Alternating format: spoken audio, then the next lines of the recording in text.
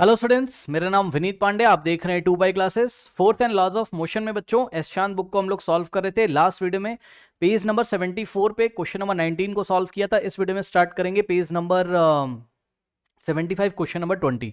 But इसके पहले के अगर आपको क्वेश्चन चाहिए तो force and laws of motion by 2 pi classes, fourth and laws of motion S Chand solutions by 2 pi classes, YouTube पे सर्च करिए तो आपको इसके पहले के वीडियोस बच्चों मिल जाएंगे। ठीक है, आइए स्टार्ट करते हैं आज की क्लास।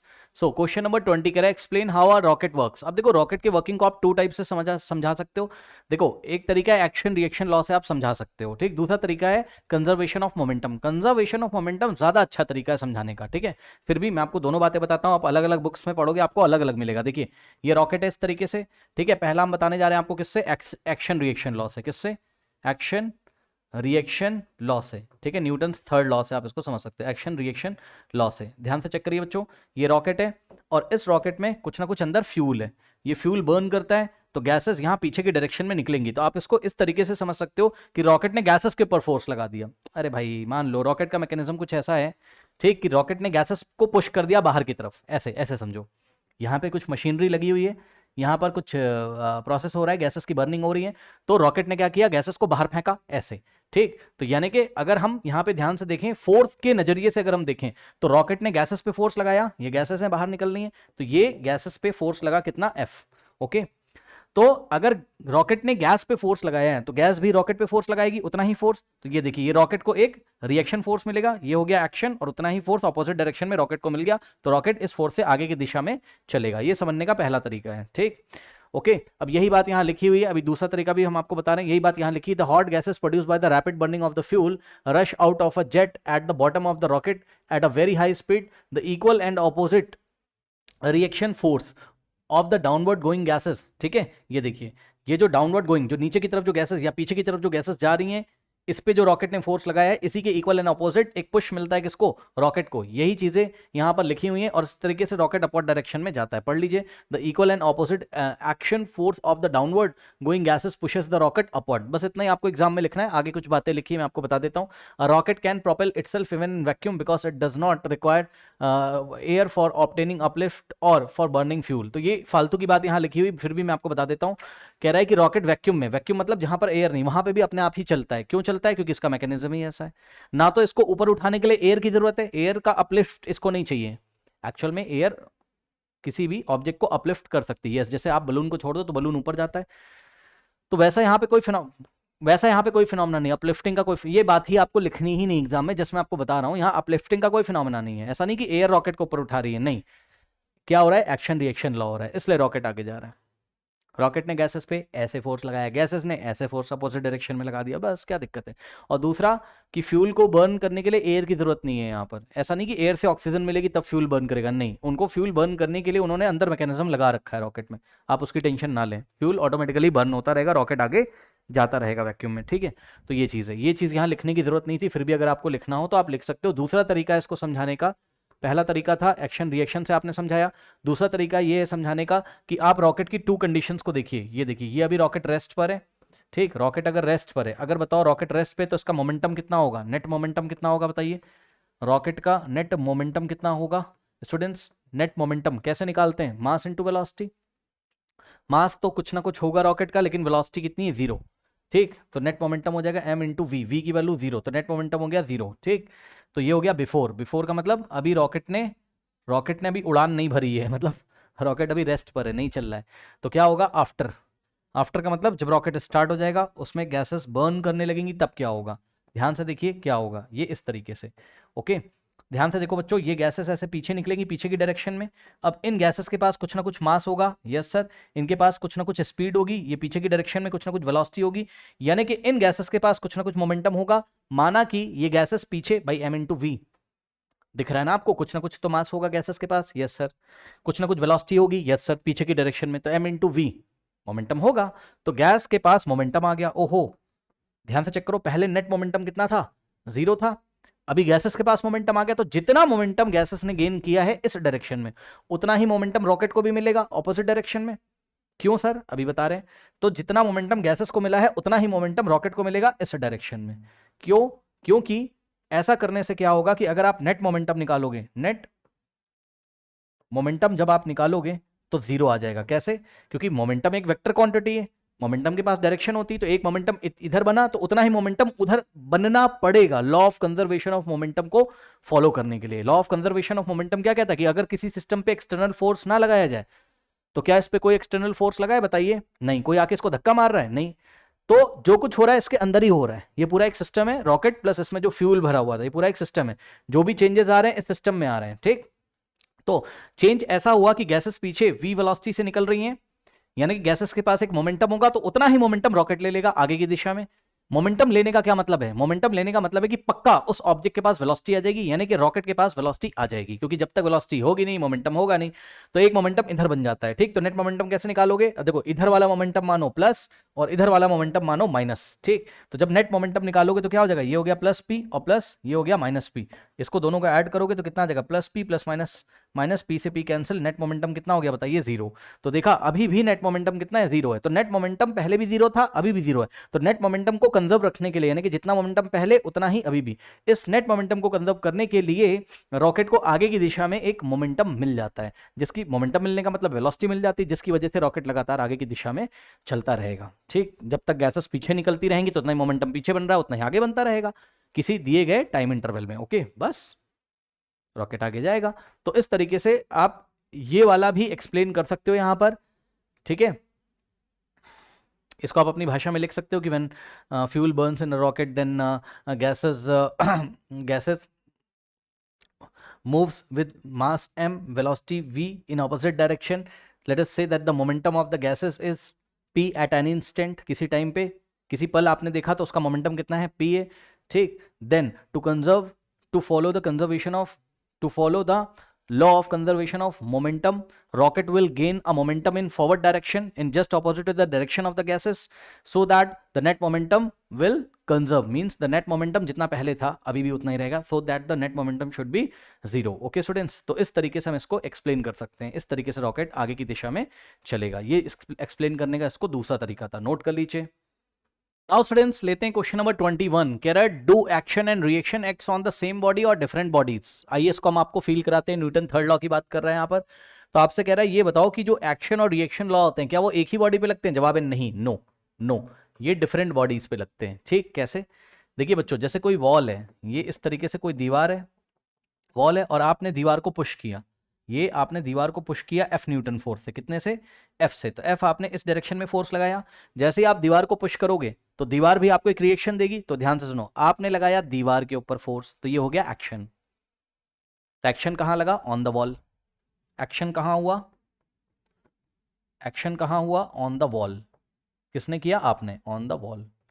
भाई मान लो आपने 5 न्यूटन का फोर्स लगाया दीवार पे, ठीक, तो आपको भी कितना मिलेगा? 5 न्यूटन का फोर्स।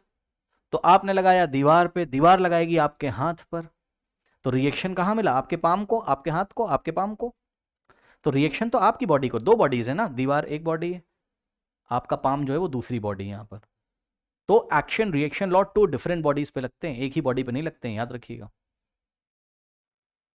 ओके, तो एक्शन लगा दीवार पे और रिएक्शन लगा आपके ऊपर, तो टू डिफरेंट बॉडीज पे लगेंगे एक्शन रिएक्शन लॉ। बहुत सारे बच्चे सोचते हैं कि एक्शन रिएक्शन लॉ एक ही बॉडी पे लगते हैं और वो कैंसिल आउट हो जाते हैं तो नेट फोर्स 0 हो जाता है। नहीं, ऐसा नहीं। एक्शन लगा दीवार पे, रिएक्शन हुआ आपके हाथ पे, ठीक। तो ये आपको एक रिएक्शन फोर्स मिलेगा।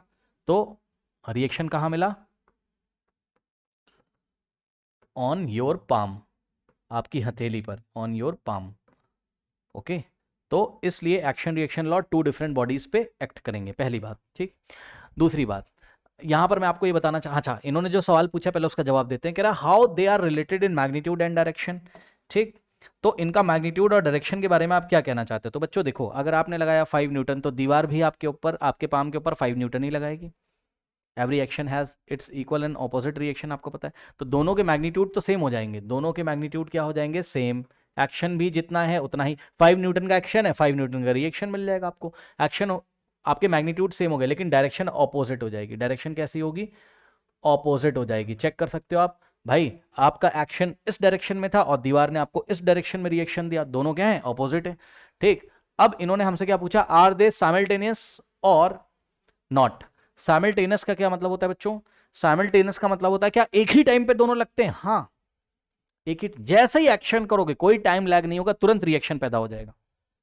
जैसे ही एक्शन बना तुरंत रिएक्शन, कोई भी टाइम लैग नहीं होगा यहाँ पर, कोई भी टाइम, ऐसा नहीं कि आपने एक्शन किया तो 5 मिनट के बाद रिएक्शन लग रहा है आपके पाम पे, नहीं, जैसे ही आप एक्शन करोगे तुरंत रिएक्शन आपको मिलेगा। ओके, ठीक है ना। तो इन्होंने पूछा कि क्या ये दोनों साइमल्टेनियस होते हैं एक्शन रिएक्शन, यस, ये दोनों क्या होते हैं, यस, ऐसे लिखेंगे हम एग्जाम में, yes they are simultaneous, yes they are simultaneous. Okay, अब ये चीज हो गई। एक बात और बताना चाहता हूं पहले मैं आपको, ठीक है स्टूडेंट्स, फिर आप इसका आंसर पढ़ लेना। बताना मैं ये चाहता हूं कि जितना एक्शन है उतना ही रिएक्शन है। अब आपको फॉर्मूला पता है क्या, F is equals to mass into acceleration, तो यहां से A की वैल्यू निकालो, एक्सेलरेशन कितना आ जाएगा, फोर्स अपॉन मास, भाई मास यहां मल्टीप्लाई कर रहा है, इधर जाएगा डिवाइड करेगा, ठीक, तो A is equals to F/m आ गया यहां पर, ठीक। अगर हम फोर्स को कांस्टेंट कर दें, फोर्स को फिक्स कर दें, फोर्स को कितना कर दें, फिक्स, तो acceleration is inversely proportional to mass हो जाएगा, ठीक। मतलब समझो, जिस बॉडी का मास ज्यादा होगा उसमें एक्सेलरेशन कम प्रोड्यूस होगा, एंड इसी तरीके से जिस बॉडी का मास कम होगा उसमें एक्सेलरेशन ज्यादा प्रोड्यूस होगा। ये होता है इनवर्सली प्रोपोर्शनल का मतलब, ठीक है। तो याद रखिएगा, दीवार पे लग गया एक्शन, ये देखो दीवार पे लग गया एक्शन, अब दीवार का मास तो बहुत ज्यादा है, दीवार का मास तो बहुत ज्यादा है, इसलिए दीवार एक्सक्लेट ही नहीं होती है, दीवार एक्सक्लेट नहीं होती है। दीवार पे फोर्स उतना ही है 5 न्यूटन का, लेकिन दीवार का मास बहुत ज्यादा होने की वजह से दीवार एक्सलेट नहीं होती। ऐसा नहीं कि पीछे खिसक के चली जाती है, ठीक। और आपको रिएक्शन मिल रहा है, ठीक, आपका मास कम है तो आपकी बॉडी में ज्यादा एक्सलेशन पैदा होगा, यानी कि आप पीछे की दिशा में जा सकते थे, आप जाते इसलिए नहीं हो क्योंकि मस्कुलर फोर्स वगैरह की हेल्प से आप बैलेंस कर लेते हो अपने आप को, वो बात अलग है।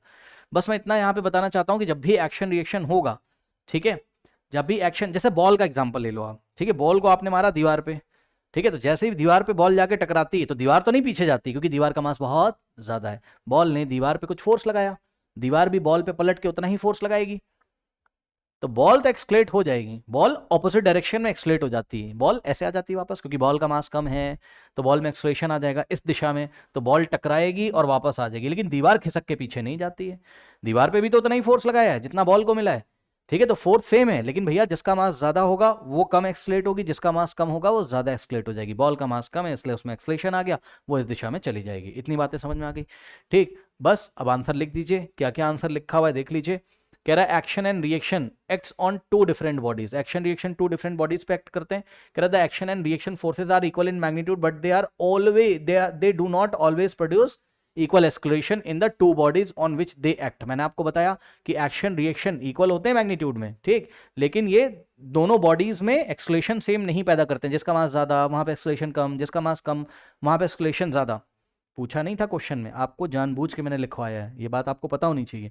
और जो जो आंसर थे वो तो मैंने आपको बता ही दिया है ना, magnitude equal, opposite direction, simultaneous लगते हैं, हाँ साइमल्टेनियस लगते हैं, ठीक, बस नोट कर लीजिए। नाउ स्टूडेंट्स, अब देखिए ये जो क्वेश्चन है आपका क्वेश्चन नंबर 22 बहुत इजी क्वेश्चन है, इसमें ज्यादा आपको टेंशन नहीं लेना है। कह रहा है if a man jumps out from a boat the boat moves backward, बस सिंपल पूछ रहे हैं कि अगर कोई बंदा जो है बोट से जंप करता है, ठीक है ना, तो बोट पीछे क्यों चली जाती है। भाई सीधी सी बात है, इस डायग्राम को देखिए बच्चों, ये कोई बंदा है, ठीक है ना, ये बंदा जब जंप करता है, ये देखिए ये किनारे पे जंप करता है बोट से, टू टाइप्स की इमेजेस मैंने आपको दिखाई हुई, यहाँ पर क्या है, ये वाले देखिए, ये वाली कंडीशन में इसने कोई रस्सी बांधी नहीं हुई है बोट से, कोई भी रस्सी इसके हाथ में नहीं है कि ये बोट को ऐसा पकड़ ले। ये वाले डायग्राम में अगर आप देखोगे तो इस बंदे के हाथ में एक रस्सी है, ये देखिए, ठीक है, एक रोप है, एक रस्सी से इसने नाव को ऐसे पकड़ रखा है कि कहीं इसकी नाव चली ना जाए, ठीक है, ये देखिए इस तरीके से ये रस्सी इसने पकड़ी हुई है। इसको छोड़ो, पहले यहाँ पे आओ, देखो बच्चों क्या करेगा ये मैन, सबसे पहले क्या करेगा, अपने पैर से बोट को पीछे ढकेलेगा इस तरीके से, ये इसको ऐसे धक्का देगा, ऐसे पुश करेगा पीछे की डायरेक्शन में, ओके, तो ये हो गया एक्शन, पीछे की डायरेक्शन में हो गया फोर्स ऑन बोट, क्या हो गया, फोर्स ऑन बोट हो गया, ठीक है। किसने फोर्स लगाया, मैन ने अपने फीट से, अपने पैर से ये पीछे की डायरेक्शन में फोर्स लगाया अपने फुट से, ठीक है, तो ये हो गया एक्शन वाला फोर्स, ठीक है। जैसे ही इसने एक्शन किया, ठीक, तो इस मैन को क्या मिलेगा, रिएक्शन आगे की डायरेक्शन में, ये एक्शन हुआ पीछे बोट के ऊपर और रिएक्शन मिलेगा इसको आगे की डायरेक्शन में, जितना फोर्स इसने बोट को दिया उतना ही फोर्स आगे की डायरेक्शन में इसको मिलेगा, तो एक फोर्स आएगा फोर्स ऑन मैन, मैन के ऊपर एक फोर्स आएगा जिसको आप क्या बोलोगे, रिएक्शन फोर्स। अब सुनो, एक्चुअल में ये मैन किनारे पे आना चाहता था, ठीक, किनारे पे आने के लिए इसको एक रिएक्शन फोर्स की जरूरत होगी, इसीलिए इसने बोट के ऊपर एक्शन दिया और रिएक्शन फोर्स इसको मिला। अब ये बंदा यहां आ जाएगा और बोट का क्या बेचारा, बोट पे तो एक्शन लग चुका, अब तो पीछे चलती चली जाएगी, तो बस बोट पीछे मूव करती चली जाती है, क्या दिक्कत है। ये वाले डायग्राम में देखिए इसमें आपको एग्जाम में क्वेश्चन आ सकता है कि ये बताओ कि बोर्ड से उतरते टाइम उसको रस्सी से बांध के क्यों रखना चाहिए, रोप से बांध के क्यों रखना चाहिए। तो जवाब है जैसे ही हम एक्शन करते हैं बोर्ड के ऊपर और हमें एक रिएक्शन मिलेगा तो हम तो किनारे पे आ जाएंगे रिएक्शन फोर्स से, लेकिन बोर्ड तो एक्शन वाले फोर्स की वजह से पीछे जाती रहेगी लगातार। तो एक रस्सी से इसको पकड़ के रखना जरूरी है ताकि जैसे पीछे जाएं तो रस्सी की लेंथ से उसको हम पकड़ लें। समझ गए? बस यही है। अभी बहुत आसान क्वेश्चन है, इसमें कुछ करना है नहीं, पढ़ना हो आप पढ़ लो एक बार। कह रहा है कि when a man jumps out of a boat to the bank of the river, the boat moves backward away from him. This is due to the fact that to step out of the boat, the man pushes the boat with his foot in backward direction. ठीक, जब कोई बंदा bank पे किनारे पे उतरता है तो वो किनारे पे आने के लिए बोट के ऊपर एक एक्शन लगाता है, जिसके कारण क्या होता है, मैन को एक रिएक्शन मिलता है तो ये तो किनारे आ जाता है। और इस एक्शन फोर्स के कारण, ये जो एक्शन फोर्स है, अभी इसी सारी चीजों को यहाँ पे एक्सप्लेन किया जा रहा है लैंग्वेज के फॉर्म में। देखिए क्या कह रहा है, कि the push of the man on the boat is the action. Okay, man ने क्या किया, बोट को जो इस तरीके से पुश किया, ये क्या है, एक्शन है।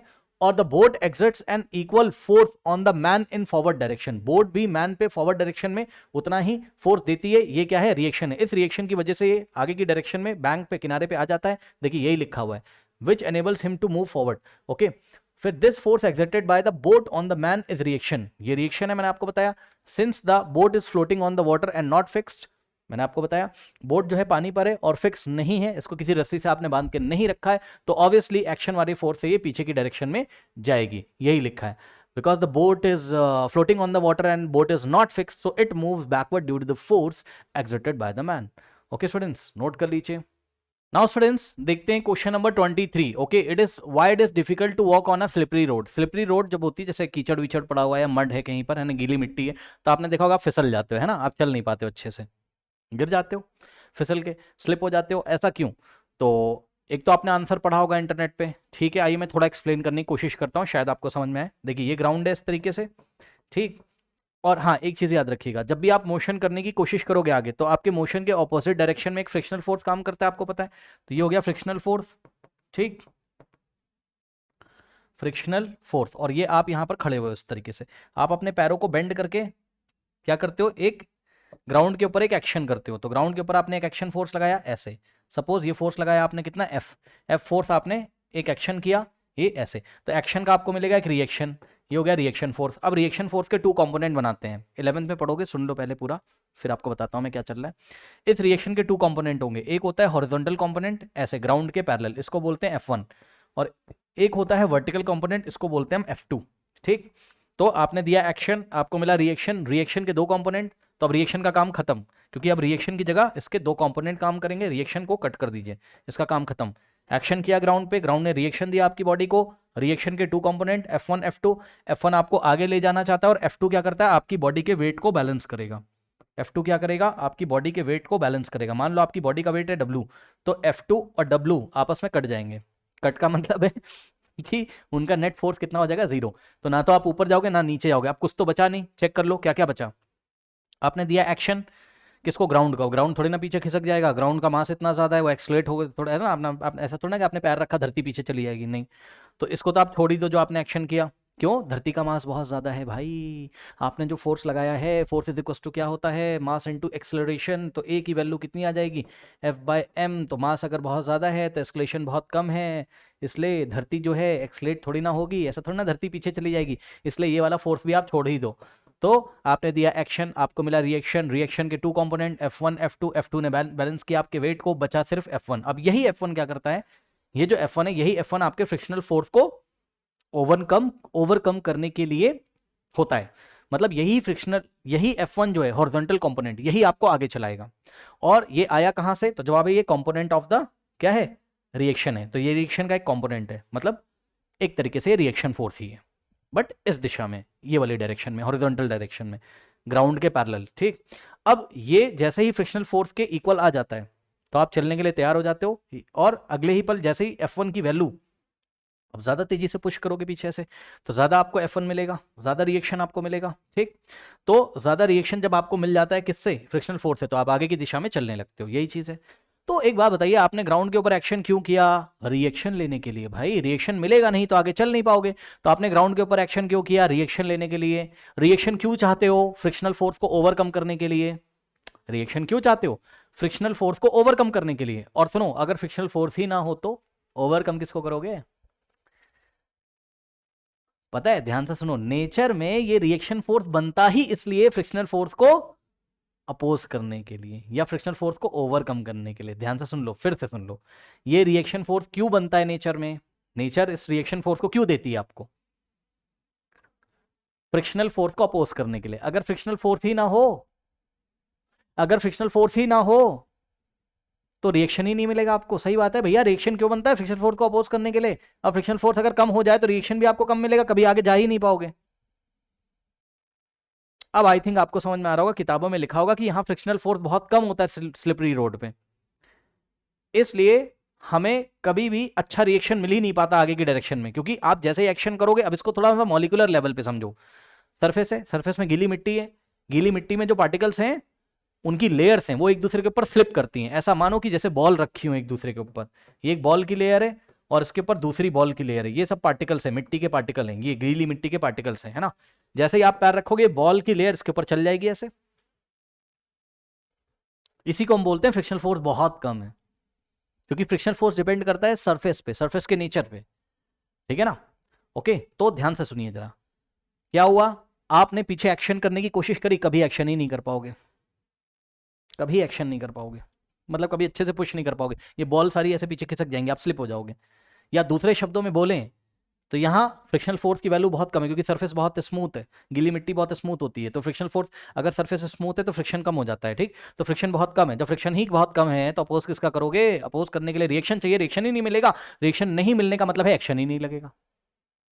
अच्छा, एक्शन ही नहीं लगा, एक्शन से ही तो रिएक्शन मिलता है। आई थिंक कुछ समझ में आया होगा। अब एग्जाम में क्या लिखना है आपको, ठीक है, क्योंकि इस तरीके से वीडियो बहुत लेंदी हो जाते हैं मेरे, तो कोई देखता नहीं है। चलो देखो जरा, on the slippery ground the friction is much less, we can not exert a backward action force on it which would produce a forward reaction for us, ठीक है। तो स्लिपरी रोड पे फ्रिक्शन बहुत कम है, जिसकी वजह से हम बैकवर्ड एक्शन ही नहीं कर पाते हैं। ये बॉल सारी ऐसे फिसल जाती होंगी, जो मॉलिक्यूल से पीछे चले जाते होंगे, ठीक है।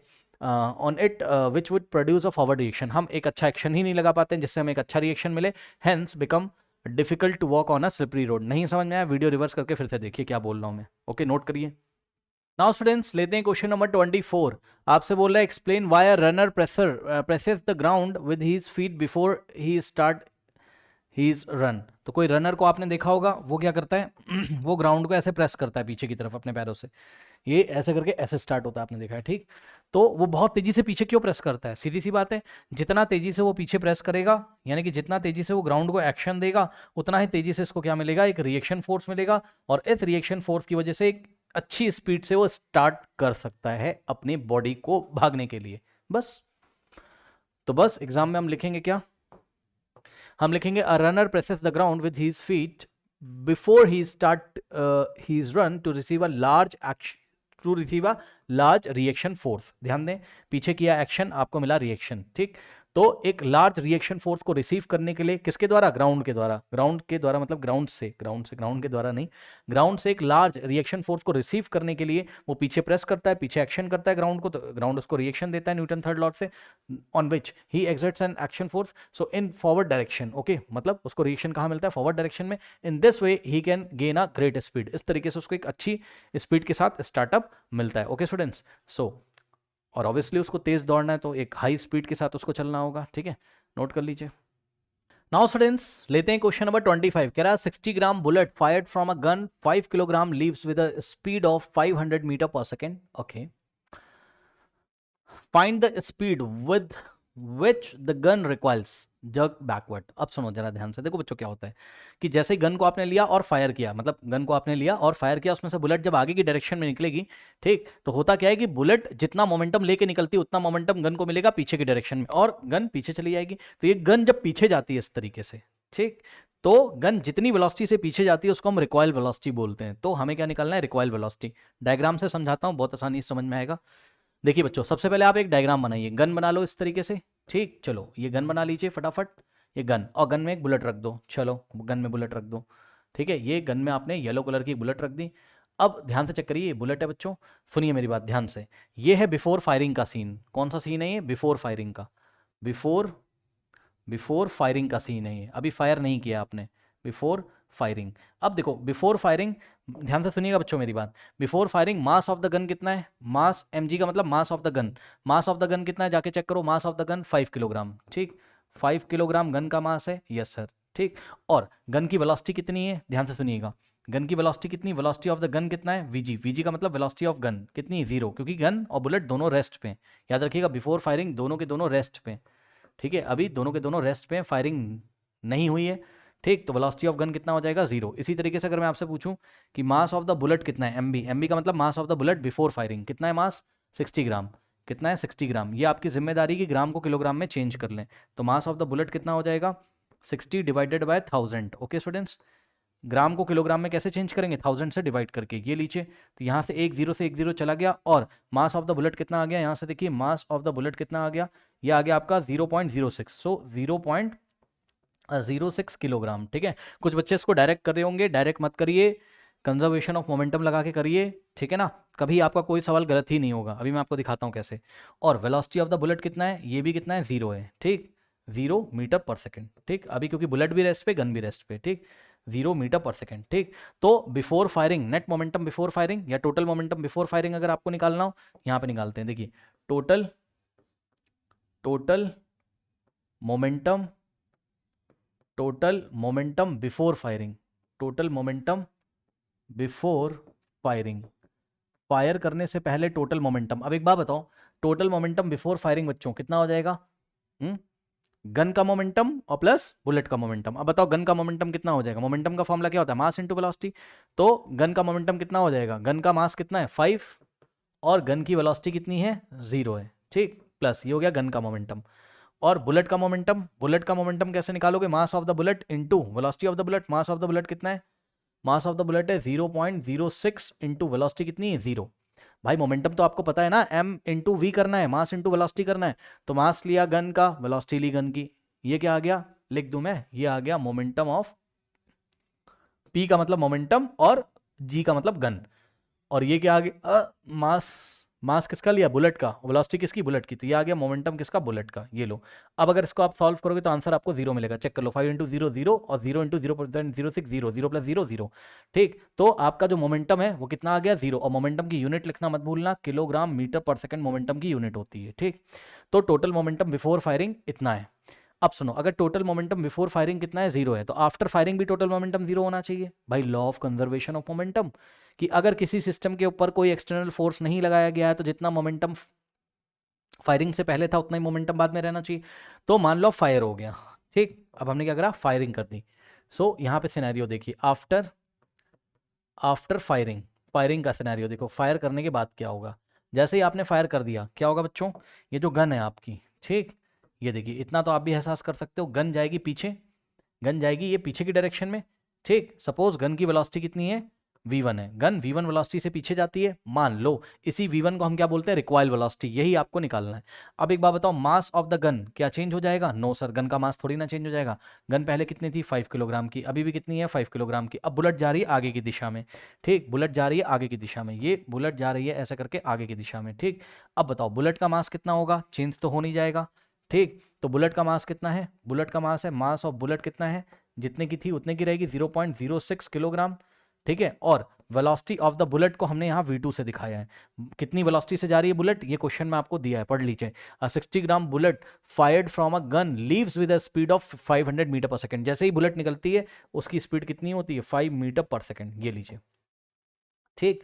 अब ध्यान से सुनिए, अगर अब हम टोटल मोमेंटम निकालेंगे आफ्टर फायरिंग, ठीक, तो total momentum after firing, total, अब इसको करने का शॉर्ट तरीका बताऊंगा आपको, टोटल मोमेंटम आफ्टर फायरिंग, ठीक, आफ्टर फायरिंग, फायर करने के बाद टोटल मोमेंटम कितना हो जाएगा बताओ, तो बहुत इजी है, गन का मोमेंटम प्लस बुलेट का मोमेंटम, गन का मोमेंटम कितना होगा 5 इंटू वी वन, भाई गन का मास कितना है 5, गन की वेलोसिटी कितनी है v1, पीछे की डायरेक्शन में गन जाएगी ना ऐसे v1 वेलोसिटी से, इसी को हम रिक्वाइल वेलोसिटी बोलेंगे। v1 क्या है यहाँ पर, v1 क्या है यहाँ पर, रिक्वाइल वेलोसिटी, जिसको नहीं पता है कॉपी में नोट करें, v1 क्या है, रिक्वाइल वेलोसिटी, जितनी वेलोसिटी से गन पीछे की डायरेक्शन में जाती है फायर करने के बाद, उसी वेलोसिटी को हम क्या बोलते हैं, रिक्वाइल वेलोसिटी, ठीक।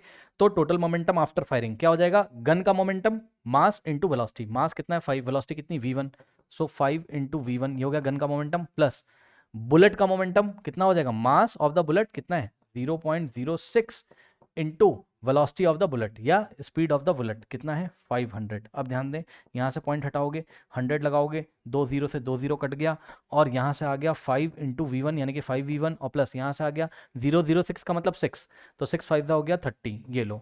ठीक, अब according to the law of conservation of momentum, ध्यान से सुनिएगा क्या करने जा रहा हूँ मैं।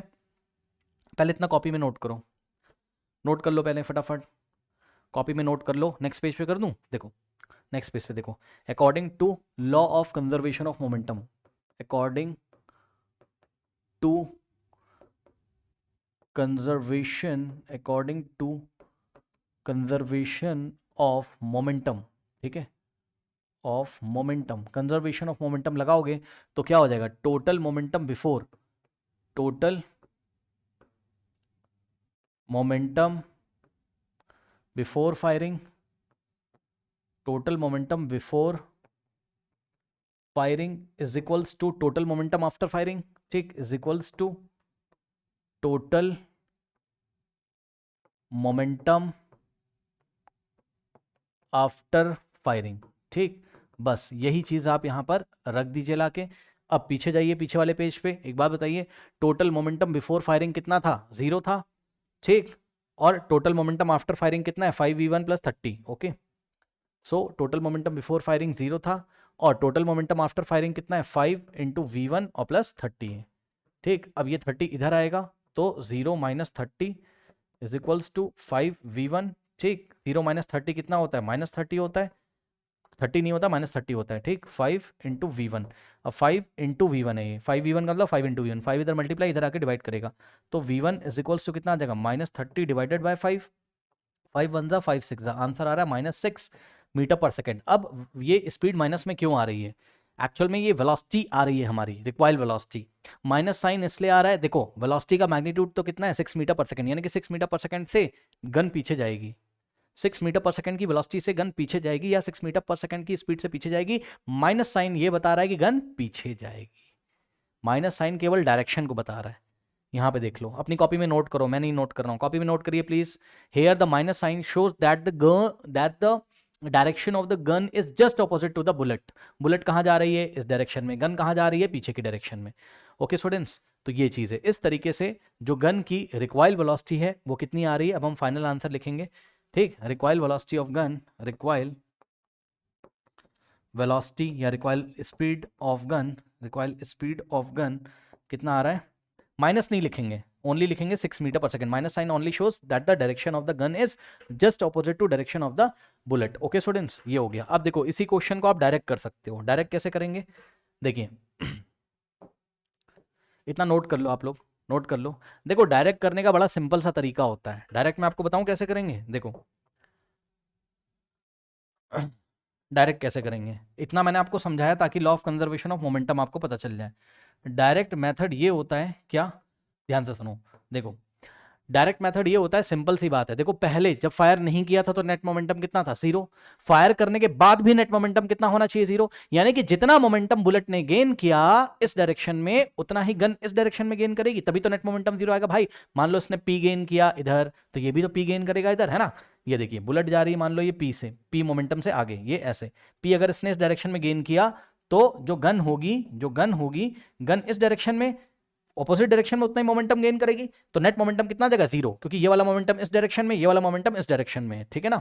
तो अगर भाई चेक करो ना, ये प्लस का P और ये माइनस का P, डायरेक्शन बता रहा है ना sign, plus P minus P दोनों इक्वल इन मैग्नीट्यूड है लेकिन ऑपोजिट इन डायरेक्शन है, तो नेट मोमेंटम फिर से कितना आ जाना चाहिए, 0। तो इस प्रिंसिपल को देखते हुए कि पहले भी मोमेंटम 0 था अभी भी मोमेंटम 0 होना चाहिए, तो आप डायरेक्ट सवाल कर सकते हो। कैसे, आप बोलोगे भैया देखो जो गन को मोमेंटम मिला है वो कितना मिला है, this into this, mass into velocity, तो गन को मोमेंटम मिला है 0.06 इंटू 500, ये गन को मोमेंटम मिला है। तो बुलेट, सॉरी गन कह रहा हूं, आई एम वेरी सॉरी, ये बुलेट को मोमेंटम मिला है, बुलेट का मास इंटू बुलेट की वेलोसिटी फायरिंग के बाद, है ना। तो जितना मोमेंटम किसका होगा, बुलेट का, उतना ही गन का होगा। तो गन इज इक्वल्स टू में हम क्या करेंगे, गन का मास कितना है 5 इंटू गन की रिक्वायर्ड वेलोसिटी V1, ठीक। और हम क्या करेंगे, दोनों को इक्वेट तो करेंगे लेकिन हम यहां पर साइन लगाएंगे माइनस का, बात समझो, हम यहाँ पे साइन क्या लगा देंगे, माइनस। क्यों सर, क्योंकि ये वाला जो मोमेंटम है ये इस मोमेंटम के जस्ट ऑपोजिट है, गन का मोमेंटम इधर और बुलेट का उधर, इसलिए हमने यहाँ जानबूझ के माइनस लगा दिया। यहाँ v1 is equals to 0.06 into 500 और ये 5 जाके उधर डिवाइड कर देगा, ये नीचे यहाँ से पॉइंट हट जाएगा, नीचे 100 आ जाएगा, 5 इंटू 100 500, 500 से 500 गया, सीधे v1 कितना आ गया 6 मीटर पर सेकेंड माइनस का, और माइनस साइन ये बता रहा है कि गन आपकी बुलेट के अपोजिट डायरेक्शन में जाएगी। ये करने का इसका डायरेक्ट तरीका था। ठीक है स्टूडेंट्स, ये बात वो बच्चे समझे होंगे जो पीछे से प्लेलिस्ट देख के आ रहे हैं, पूरी रॉकेट वाला कॉन्सेप्ट है, याद है रॉकेट में जितना मोमेंटम गैस को पीछे की डायरेक्शन में मिलता है उतना ही मोमेंटम रॉकेट को मिल जाता है, वही चीज तो हुई है। बुलेट को जितना मोमेंटम मिल रहा है उतना ही गन को पीछे की डायरेक्शन में मिलेगा, तभी तो नेट मोमेंटम 0 आएगा। खुद सोचिए, ये प्रिंसिपल लगाकर हमने यहां पर इस क्वेश्चन को शॉर्ट में सॉल्व कर दिया। ओके, नोट कर लीजिए।